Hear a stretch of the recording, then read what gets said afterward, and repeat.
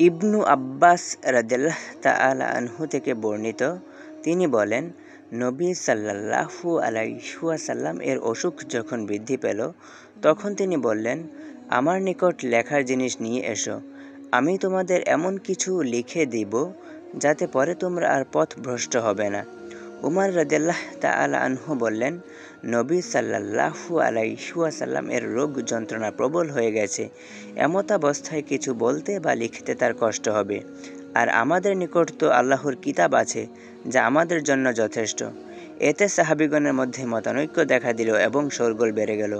তখন আল্লাহর রসুল সাল্লাল্লাহু আলাইহি ওয়াসাল্লাম বললেন, তোমরা আমার কাছ থেকে উঠে যাও, আমার নিকট ঝগড়া বিবাদ করা অনুচিত। এ পর্যন্ত বর্ণনা করে ইবনু আব্বাস রাদিয়াল্লাহু তাআলা আনহু যেখানে বসে হাদিস বর্ণনা করছিলেন, সেখান থেকে একথা বলতে বলতে বেরিয়ে এলেন যে, হায় বিপদ, সাংঘাতিক বিপদ!